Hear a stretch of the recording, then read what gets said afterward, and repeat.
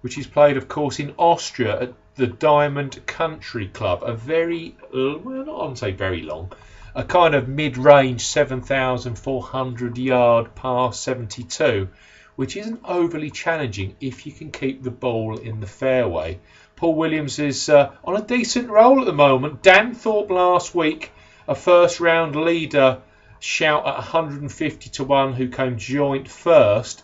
And on top of that, also eked out a decent return on Stephen Gallagher, 33 to 1, who just lost out in the playoff to Tong Chai Jai D. I wonder how many people had the Asian double last week of Jai D and also Hideki Matsuyama, who played very strong golf last week at Muirfield. Amazingly enough, not in the top 50 of strokes gained putting, but still won the golf tournament. He was absolutely so accurate with the irons, it was unbelievable. Hideki Matsuyama, one to watch out. Could he go well next week at Pinehurst? A very long golf hitter of the golf ball, accurate greens in regulation and a decent short game. Matsuyama would be a decent shout. Okay, let me take you through this week's PGA Tour predictor model. Don't forget, golf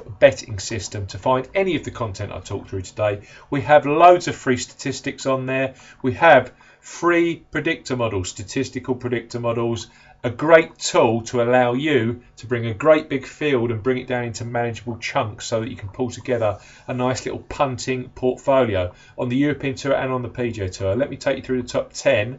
PGA Tour this week, Paddy Power, the only bookmaker going 6 places each way. It's been all over the place.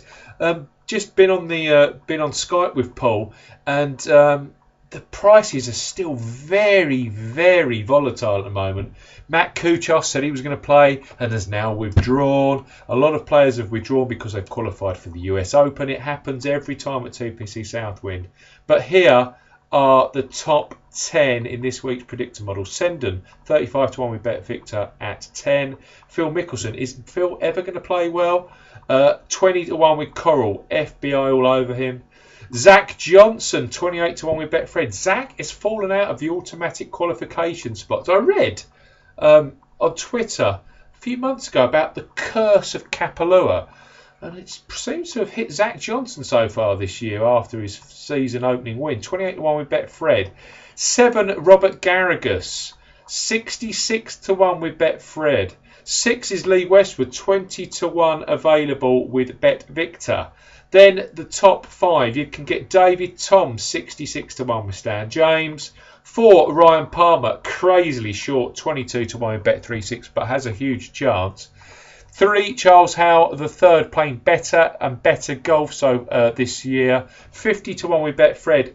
Howell has a decent shout, as does Palmer. Tom's potentially. Harris, English defending champion, not for me. 33 to 1 with Stan James, although did start to hit a lot more greens and putted a lot better last week at Muirfield. At Colonial. And number 1, Dustin Johnson, 18 to 1 with Stan James. Dustin let me down badly last week. The putter is misfiring, so I've moved away from DJ. DJ at 1, English 2, Howe the third 3, Ryan Palmer 4, David Toms 5. I'm also going to take you through the European Tour predictor top 5, because I know last few recent weeks I haven't had time to take you through it, so let me take you through it quickly. Top 5, Wiesberger 10 to 1 at 5, yes, 10 to 1. 4, Romain Wattel 16 to 1 at 16 to 1. 3, Miguel Angel Jimenez 11 to 1. You're hearing all these prices right. 2, Eduardo de la Riva 35 to 1. And number 1, defending champion Juiced Luton 6 to 1. So that's Luton, de la Riva, Miguel Angel Jimenez, Romain Wattel and Wiesberger. If you're looking for a little bit more value, good, I hope you are. Soren Hansen 125 to 1 at 6. Simon Wakefield 150 to 1 at 7. Philip Archer 200 to 1 at 8. Bradley Dredge, interesting, 80 to 1 at 9. Popped up last week over in Scandinavia, didn't he? And number 10, Ricard Karlberg 33 to 1. So that's the top 10 of this week's predictor model. Okay, I'm going to take you through my St Jude tips. Prices all over the place. So Lee Westwood, 2 points each way at 20 to 1. You can get that with Bet Victor. Paddy Power were going 6 places each way on Westwood at 20s, but that has now been snapped up 18 to 1. Lee Westwood, yeah. Look at his season-long stats, they're not the best, but then he started the season slowly. But you cannot argue with how the guy's been playing of late. 7th at Augusta, he went out to Kuala Lumpur Golf Course and won the tournament there. He did miss the cut at Quail Hollow, but that was when he got back to the States. And then since then, 6th at TPC Sawgrass. He was the first player on the golf course on that Thursday, and boy did he play well. And I do think that Westwood is coming back into form. 6th at TPC Sawgrass, and then 35th at Wentworth. And yeah, 35th, not so great for a guy that plays brilliantly around Wentworth, but he got the bad end of the draw, there's no doubt about that. And Westwood does struggle. If he knows he's got no chance of victory, he does start to... he's not Tiger Woods-like, but he doesn't exactly give it everything. I genuinely think that he's going to focus this week on Southwind because he won here in 2010 when Bobby Garrigus gave him the tournament, effectively. But 2011 came here and defended and finished 10th, or I think it was 11th. And then in 2012... he won the Nordia Masters, and they were all in his appearances before the US Open. We know he's a fantastic US Open golfer. He actually came out top of everyone in the field in terms of my analysis on technical golf courses, and Southwind is genuinely technical. 7,200 yard, par 70. Both the par 5s are reachable, gnarly, grainy Bermuda grass greens, and 2.5 to 3 inches of thick Bermuda rough. So it's a genuine golf course where you need some technical attributes. That's what worries me about quite a few this week.